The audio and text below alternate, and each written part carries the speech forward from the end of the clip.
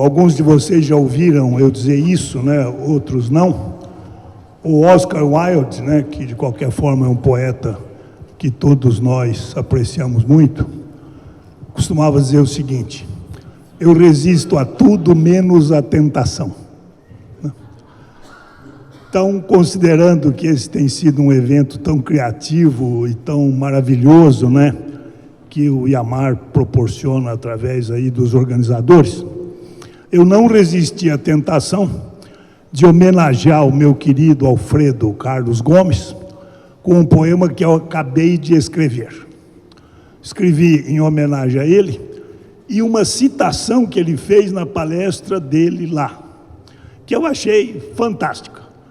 Tão fantástica que eu resolvi cometer um poema para homenageá-lo nesse momento e estimular vocês nesse primeiro exercício. Então eu vou declamá-lo. Para Gordon Dryden e Alfredo Carlos Gomes. Esse local de pensar, esse local do pesar, esse local no qual tem origem saber, duvidar e expressar. Esse local de doer, de sofrer, de alegrar, de crer em criar. Esse local sem lugar, onde sempre chispa uma centelha, nos demonstra: o maior espaço do planeta é aquele que separa as duas orelhas. Obrigado, professor. Obrigado, muito obrigado. Obrigado, professor Bolonha. Agora eu peço para vocês, à luz de um dedilhado suave, vocês refletirem o que é que significa esse poema para vocês. Não precisa preencher o balãozinho de imediato, ok?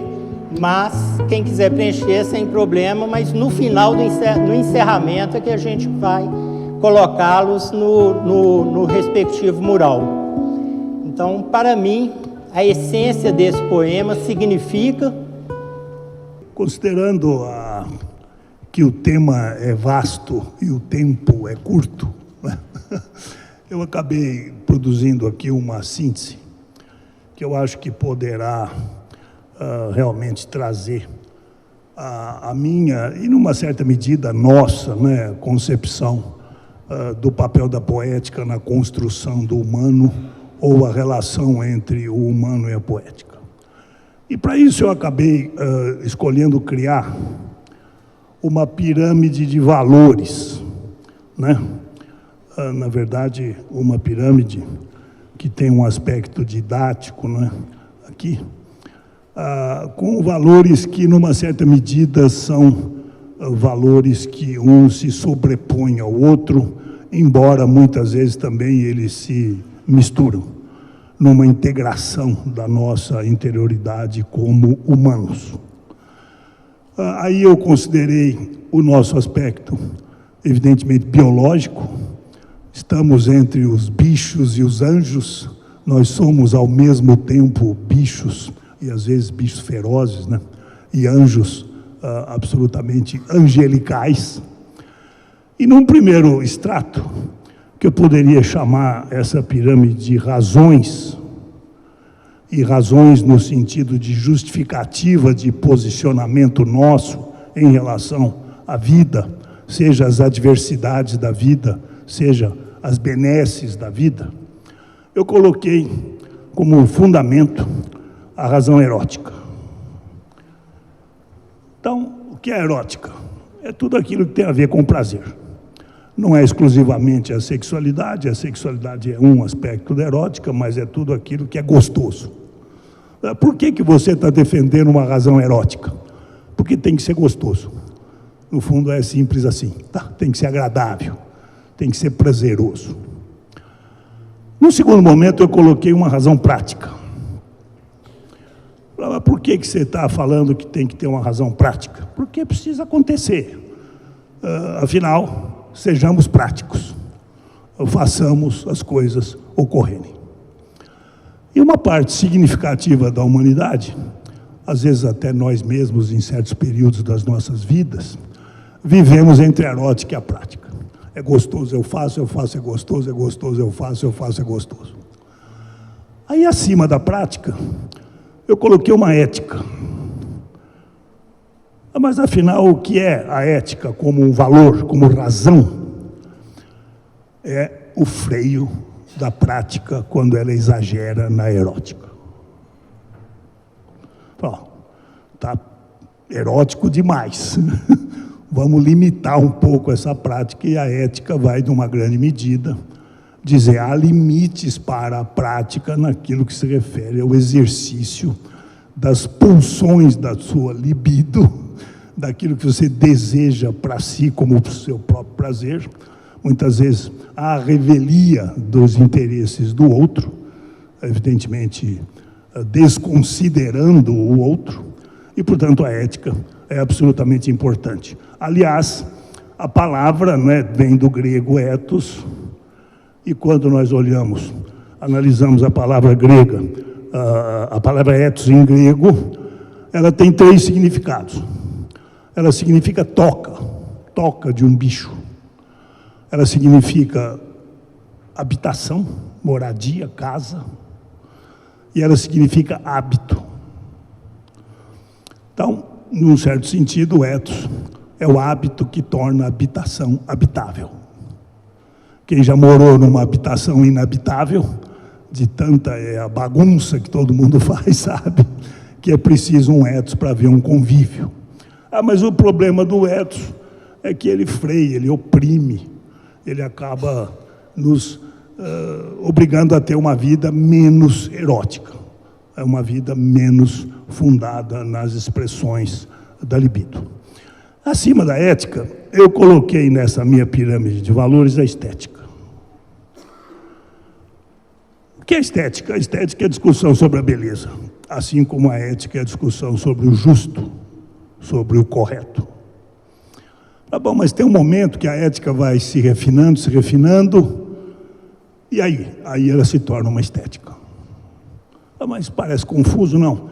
A filosofia contemporânea discute muito a relação entre ética e estética, porque no seu espaço mais alto, mais nobre, a ética não tende apenas à prática, ela tende a uma estética, ela tende a uma beleza.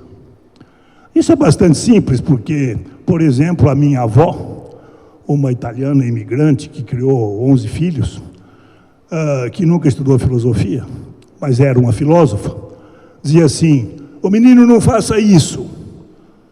Por quê? Porque é feio.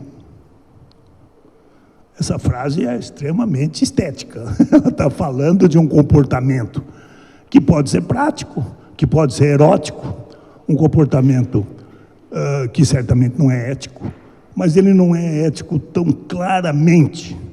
E ela está dizendo, isto é feio fazer, porque a beleza também está nos gestos, na elegância, na sensibilidade, na maneira como nós nos tratamos mútua e reciprocamente. Portanto, esse é um ponto importante.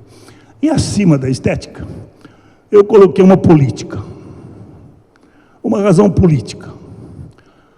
Bom, mas o que é a política numa pirâmide de valores que você, Bolonha, resolveu trazer para falar sobre a poética e o humanismo? A política é a nossa arte social de colocar os percentuais de cada uma numa decisão. Quanto de erótico? 80%. Poxa, vai sobrar pouco para o ético e para o tal. Quanto de prático, quanto de ético? E não é 25-25. A mediana, muitas vezes, é medíocre. Ela nos leva à mediocridade e não à sabedoria da média. Às vezes é a sabedoria da média. Mas, de qualquer forma, a política é a arte da negociação dos interesses, como bem definiu Maquiavel, só que esses interesses não podem ser tão práticos e tão eróticos que esqueçam da ética e da estética. Muitas vezes nós temos debates políticos e percebemos decisões políticas que são feias, que são pouco éticas. Mas elas são práticas. Pois é muito prático, mas carece de ética e estética. Tá bom, ô Bolonha, você está aqui para falar de poética, até agora você não falou de poética, então eu vou falar agora. Acima da política eu coloquei a poética. Mas por que você coloca a poética no alto da pirâmide de valores ao trazer uma reflexão sobre humanismo e poesia? Porque a poética é a única forma de criação, de expressão, que consegue lidar com os perigos da retórica, os perigos da teoria da argumentação, os perigos do sofisma, os perigos do cinismo, quando ele é manipulador da ética e da estética. Por isso a poética e o teatro e a arte são tão importantes. Porque, no fundo, isso vem desde Aristóteles, né? Desde das críticas e das apropriações dos textos de Aristóteles ao teatro, e o teatro completamente feito com poesia, não é? Dizendo, a poética tem uma condição de crítica sobre o ser humano, ela tem uma condição de percepção de quando um ser humano está sendo malandro no seu sofisma, no seu retórica cínica, ele está saindo do propósito, ele está saindo do assunto, ele está fingindo que é bonzinho, mas ele é mau. Outras vezes ele está fingindo propósitos que na verdade ele não tem, ele está mentindo. E a poética nos ajuda através da tragédia, através do drama, através da comédia. A poética coloca no palco, na nossa frente, personagens com os quais nós nos identificamos, ou nós identificamos aqueles que conhecemos, às vezes até comicamente, outras vezes trágica e dramaticamente, para dizer, ali está o ser humano. A poética consegue essa integração. Então ela consegue fazer algo lúdico, algo engraçado, de algo dramático. Outras vezes ela consegue fazer algo dramático de algo engraçado.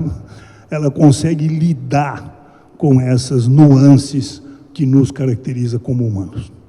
Daí a razão de pessoas como nós, professor Alfredo absolutamente incluído, né? E todos aqueles que patrocinam um evento dessa qualidade, incluídos, insistirmos, se você tirar a literatura e a poética de uma cultura, você está confinando perigosamente essa cultura a uma prática sem ética, a uma prática sem estética.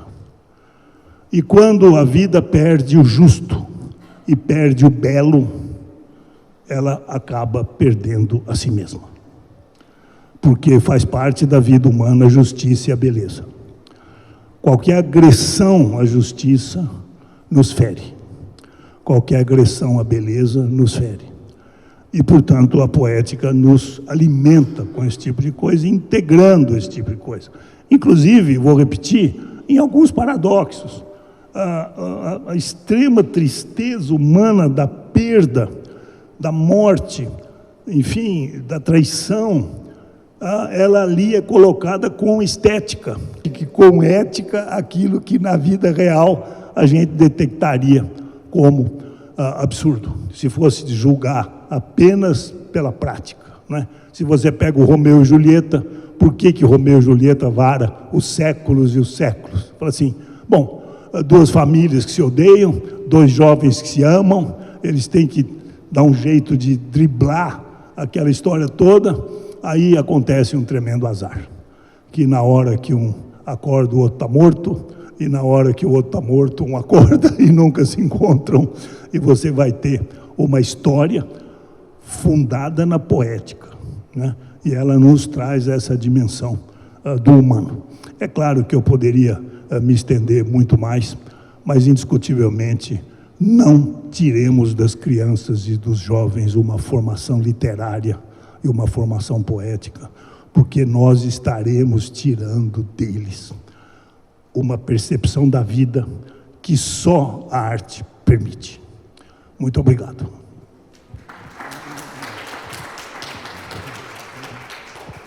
O principal objetivo dessa oficina é contribuir para aprimorar o nosso modo de relacionar com a poética, desenvolvendo virtudes empreendedoras à luz da proposta da educação interdimensional. E aí a gente sente muito esse grau de elevação, de complexidade que o professor Bolonha traz para a gente com reflexões tão profundas, construtivas e que a gente tanto necessita e requer.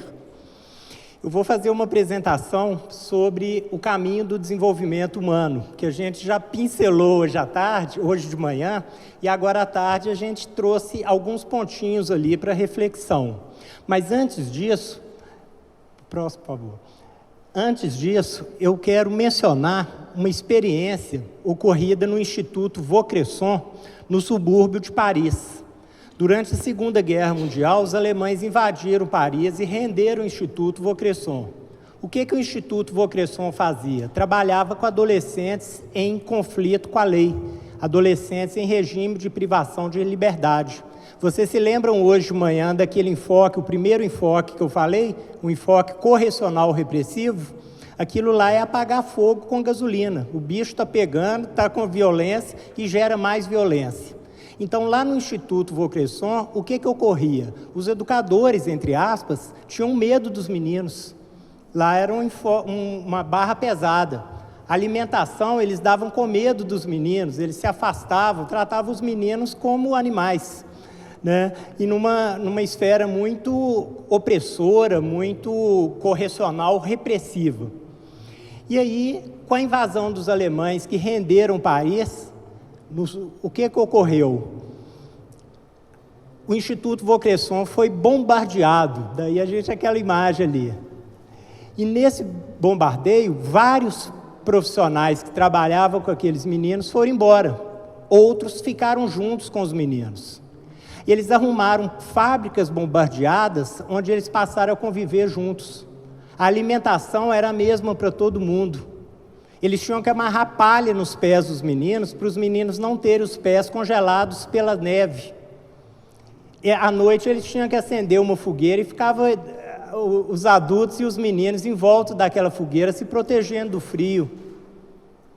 E aí começou a brotar solidariedade, escuta, empatia, melhoria das relações humanas, respeito, e foram fluindo os valores.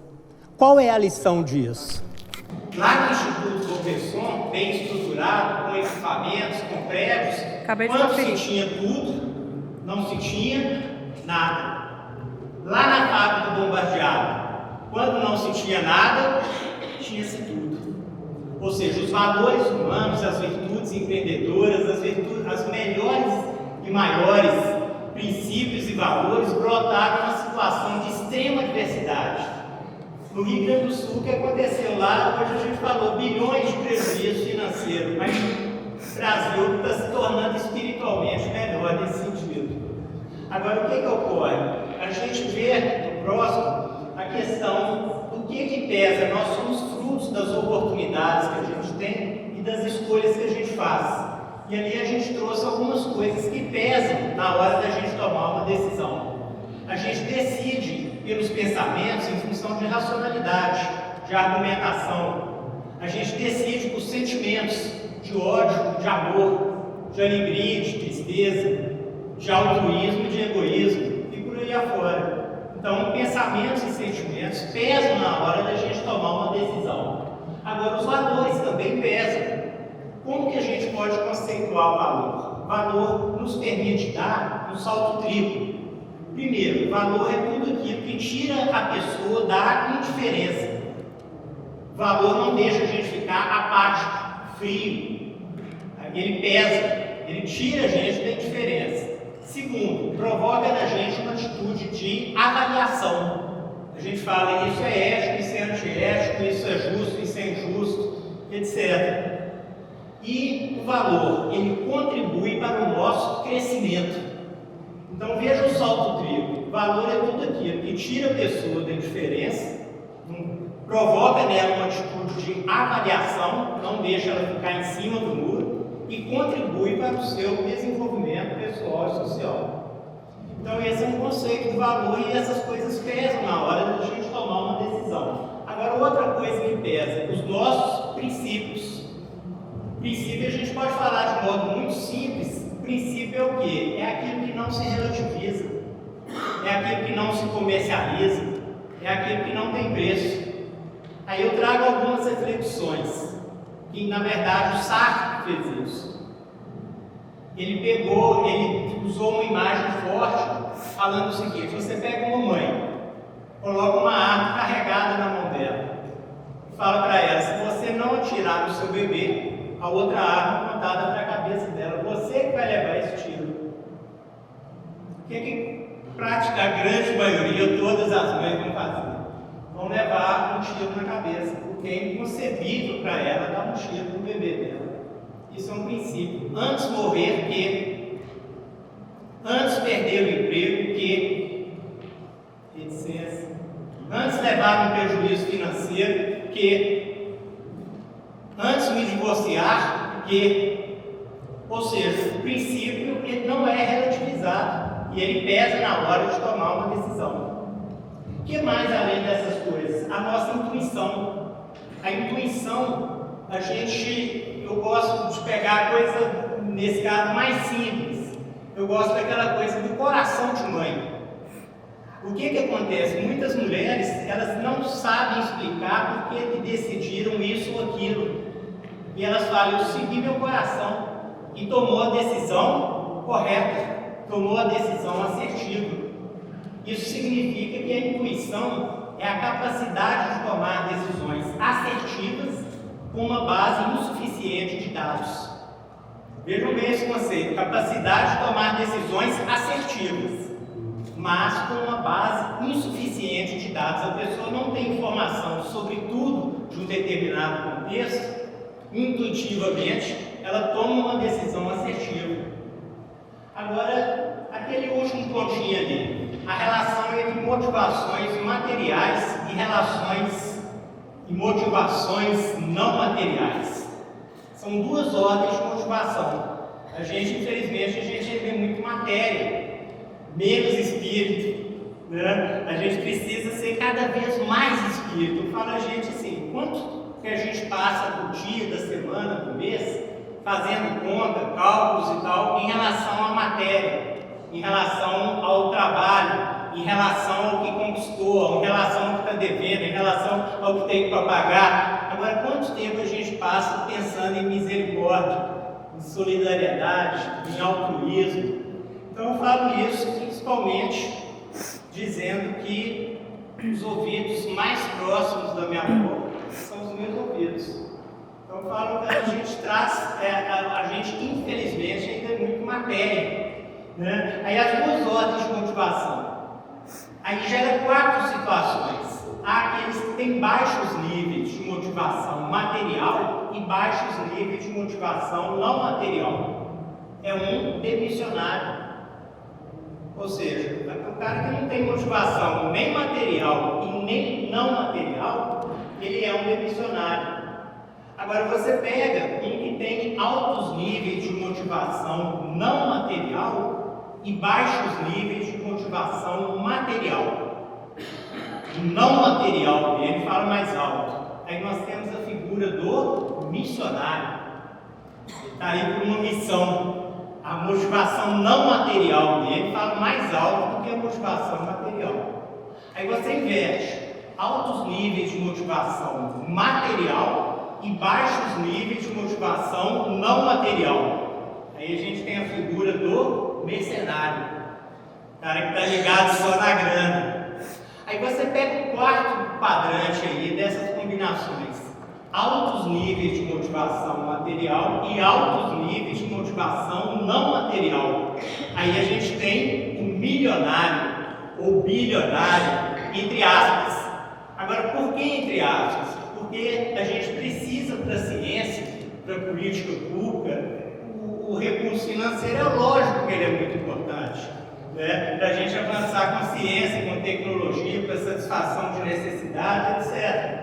Agora, ele é entre aspas, por quê? Porque o que expliquei como que a pessoa, né, se tornou milionário ou bilionário, né? Então, aí a gente tem 4 combinações. Tudo isso pesa na hora de tomar uma decisão. Tem que mais, a gente está fazendo aqui mais enxuto. Pensamentos, sentimentos, valores, princípios, intuição, motivações materiais e não materiais. Agora, algumas questões para reflexão. Quem sou eu? A questão da identidade.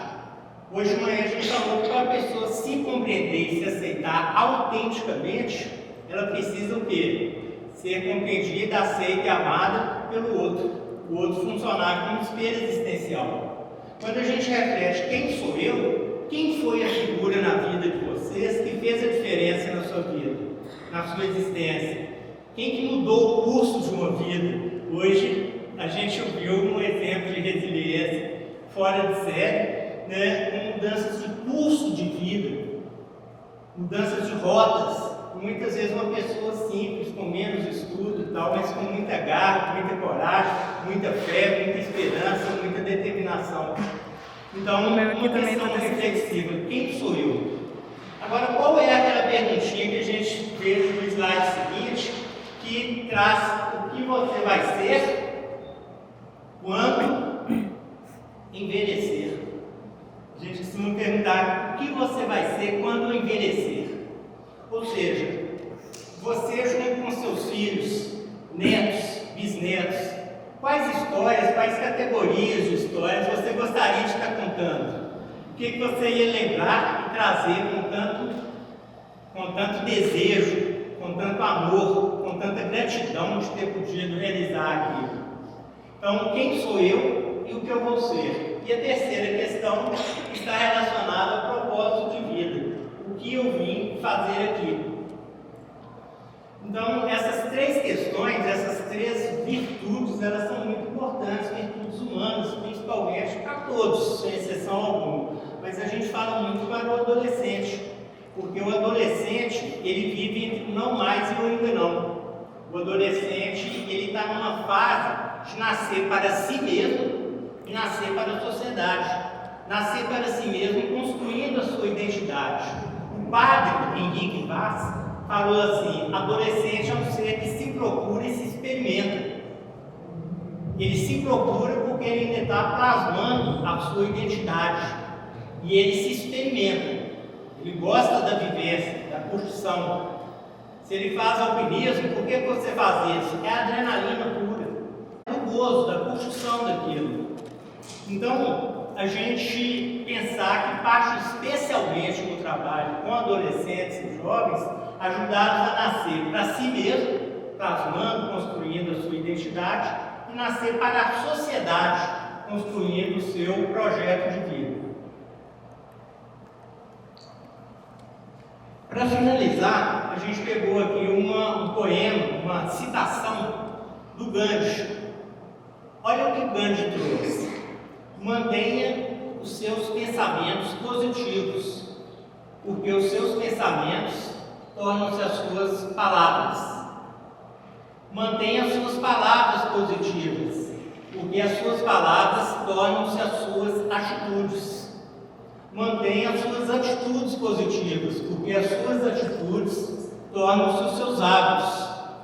E mantenha os seus hábitos positivos, porque os seus hábitos tornam-se os seus valores. E mantenha os seus valores positivos, porque os seus valores tornam-se o seu destino. Então, a gente tem aí manter o pensamento positivo, porque o mal não é o que entra pela boca, mas o que sai dela. Então, manter os pensamentos positivos para falar coisas positivas. Falar coisas positivas e manter a coerência, agir de forma positiva. Uma vez que eu repito esses atos, essas atividades, essas atitudes, elas viram hábitos. Os hábitos, por si só, eles não são bons nem ruins, depende do recheio. E o recheio são valores. E os valores é que vão nos ajudar a direcionar o nosso destino. Os valores e os princípios, o propósito da vida. Então essa é a essência do que a gente queria trazer em termos de complemento do caminho do desenvolvimento humano. Agora, eu gostaria de pegar novamente a programação para a gente fazer um alinhamento. Alfredo, Pois não. fazer um comentário aqui. Como? Um comentário rápido, porque uma coisa que me influenciou bastante, e é muito importante nos meus alunos, é que eu aprendi com Bolonha, os que falaram presente, que a gente tem sempre uma escolha a fazer, de falar bem do bem ou mal do mal. E se a gente quer permanecer sincero, né? Eu acho que isso é muito importante cada um refletir. Eu diria que eu estou muito bem procurando sempre falar bem do bem.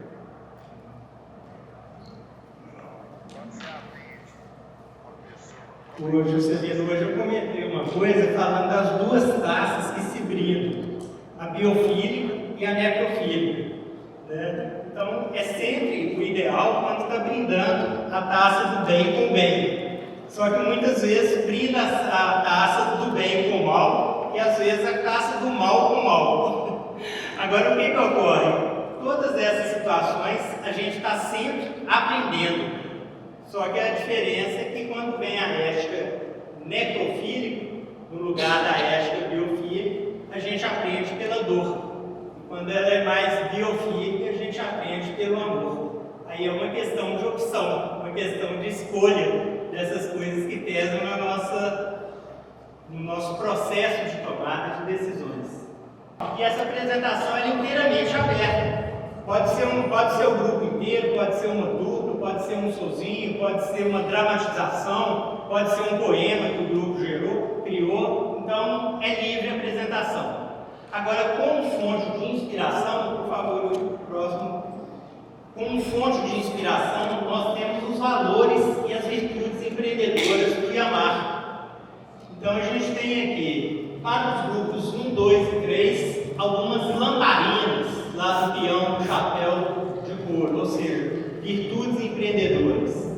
A criatividade, a disposição para aprender com as adversidades, a questão da resiliência, a dedicação com disciplina, que não é de fora para dentro, mas é de dentro para fora, a identificação de oportunidades com discernimento, a autoavaliação, que é uma virtude importante para a construção da identidade, a constância de propósito com realismo, ou seja, sem ilusão, que mascara a realidade, e sem medo de enfrentar os desafios, e a disposição para melhoria constante, que é aquilo que os japoneses chamam de Kaizen, né? Melhorar constantemente, aprimorar sempre. E para os grupos 4, 5 e 6, a gente tem valores, metaforicamente, são ângulos, e virtudes empreendedoras, bússolas. Amor pelo que faz, os valores do Yamaha. Amor pelo que faz, disciplina, humildade, inovação, integridade, justiça e lealdade. As virtudes empreendedoras, visão positiva do futuro, coragem de correr riscos calculados, proatividade, liderança e visão de sustentabilidade. Então, vocês têm esses materiais reproduzidos na pasta de vocês e são sugestões inspiradoras, mas é claro que a gente tem um universo de valores e de virtudes humanas que vocês podem agregar além do que está sendo proposto.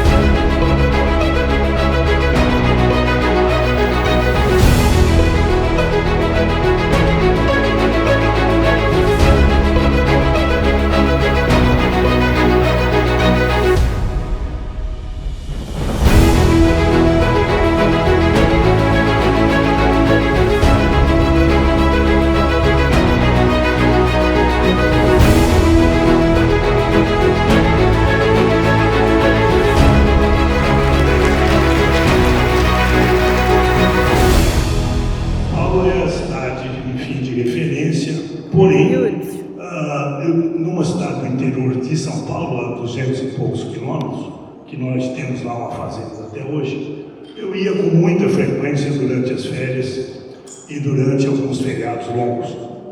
E lá eu tive muito contato com a cultura cabocla, muito estreito contato com a cultura do peão de boiadeiro. Cheguei a conhecer um peão de boiadeiro verdadeiro, que é o Benedito Ranzani, a quem eu dedico o poema, está aí dedicado a ele, a história. E o apelido dele era Titão, né? Conhecia assim como uma figura admirável, era menino, ele era um homem, um peão de fato que transportava gado como profissão, etc. E um dia, depois de mais adulto, eu soube por um genro do Titão, casado com uma filha dele, que o Titão, quando ficava muito alcoolizado, coisa que acontecia com certa frequência, ele acabava agredindo a esposa, que era uma mulher absolutamente maravilhosa, chamada Donana, que inclusive era muito amiga da minha mãe. E era uma dessas pessoas simples, absolutamente amorosa, generosa, sábia, até onde é possível alguém ser sábio. E ela nunca revelou isso, né? Essas crises que tinha o Titão não eram tão frequentes, mas havia algumas. Isso me foi contado pelo genro, e hoje eu posso falar sem filha ética, porque todos já se foram, então está bem. E aí, o genro, esse meu amigo Zé Luiz, falou, e a questão era um ciúme muito antigo dele, uma história lá que eu não tenho ideia qual foi. E ele contou isso, isso em 83, 84. Aquilo ficou na minha cabeça, né, a história dessa dor, né, que de um lado é extremamente profunda, né? Todos nós, inclusive as mulheres, já viveram dores ligadas a ciúme de alguma maneira. O ciúme é um sentimento penoso, né? Ele te coloca em situações humilhantes, você não consegue revelar, você não consegue conferir, você não consegue calar. E eu acabei então querendo criar esse poema em homenagem a essa história. E depois, durante o período criativo, veio a questão de criar uma magia, né, algo milagroso, porque isso é uma característica, eu digo isso no prefácio, da cultura e da arte cabocla brasileira, né? A arte cabocla brasileira sempre tem um elemento assim, mágico. De repente acontece alguma coisa que não dá para acreditar, né? Ele entra um pouco no religioso, que é um pouco a manga voltar a ser o irmão, e ele acabar feliz lá, no final feliz. E o Amadeus foi um poema que eu escrevi dentro de um veleiro. Eu velejei a vida toda bastante, desde 12, 14 anos. Cheguei a velejar em diversos lugares do mundo. E acabei, num certo momento da minha vida, um período relativamente longo, alguns anos, tendo um veleiro chamado Amadeus. E algumas vezes eu velejava nesse veleiro sozinho, para ter a experiência de velejar sozinho no oceano.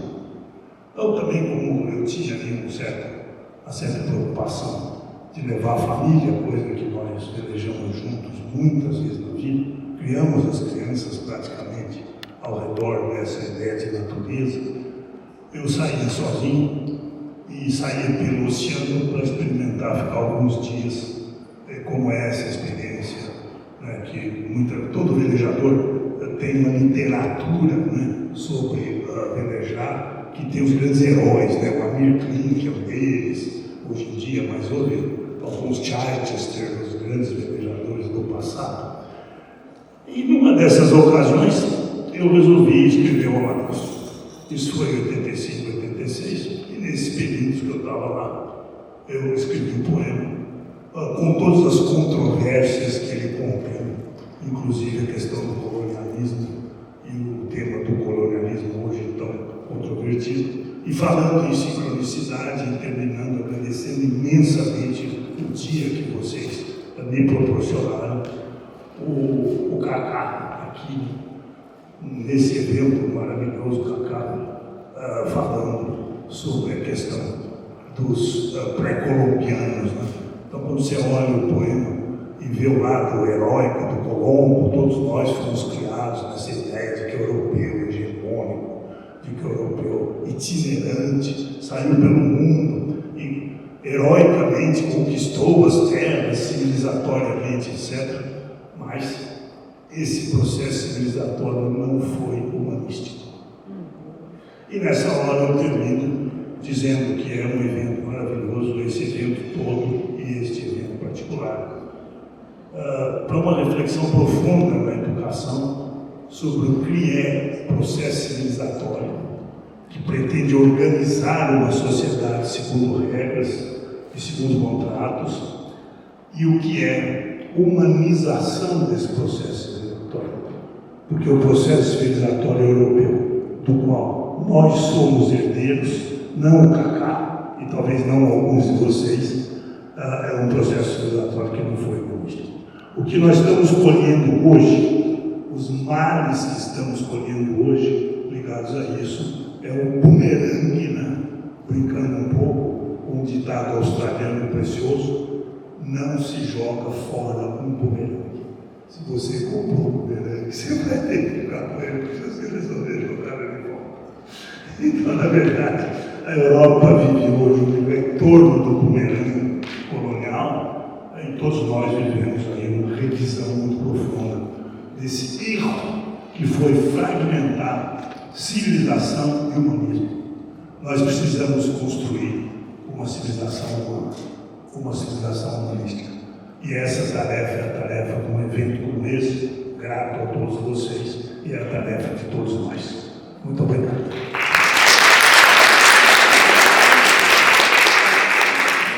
Oi, pessoal. Antes de vocês irem, tem gente que está saindo antes de terminar, só para avisar. As obras de arte que estão aqui, as plantas, vocês podem adquirir, tem um QR Code, vocês podem colocar aí se quiserem. As bolsas são um presente para vocês, tá bom? E assim que encerrar aqui o evento nessa sala, quem quiser também, está tendo uma feira de plantas lá em cima, onde nós estávamos antes, vocês podem ir até lá também, tá bom? Ou, se quiserem ver o resultado das outras oficinas, é só aguardar que cada uma termine, vocês podem passear pelas salas para poder conhecer o trabalho dos outros colegas. Obrigada. Essa fala do professor Bolonha me lembra um princípio que o Antônio Carlos compartilhava. Ele gostava muito de falar, não sei se Juscelino, Lindabac, ficaram muito juntos do Antônio Carlos. Ele gostava de mencionar que é preciso mudar sempre sobre uma base que não muda nunca. Então a gente tem valores e princípios universalmente aceitos e tem coisas eternas, do respeito, da gratidão, do altruísmo, da solidariedade, etc. E as obras do professor Bolonha, ela mexe com a gente por inteiro, né? Então eu acho que tudo que aconteceu aqui, nesses 6 grupos, é uma prefiguração da realidade do que é possível fazer com essa mensagem, com essa obra, com essa sensibilidade junto com os meninos lá na planta. A gente quer propor fazer uma roda agora em pé, a gente só passar o microfone rapidamente para cada um e a gente falar só o seguinte, só completar a frase: eu recheio a minha almofada com uma palavra e a gente encerra o evento. Nós vamos iniciar com o professor Bolonha. Gratidão. Compaixão. Aprendizagens. Poesia. Aprendizados. Beleza. Gostei quando ele falou que beleza é o refinamento da arte. Luz. Se resiliar e projeto infinito. Memórias. Esperança. Gratidão. Autoavaliação. Evolução. Gratidão. Renovação. Humor. Coragem. Generosidade. Vida. Boas emoções. Amor. Movimento. Emoção. Recomeço. Sal. Eu recheio com o meu abraço. Altruísmo. Equilíbrio.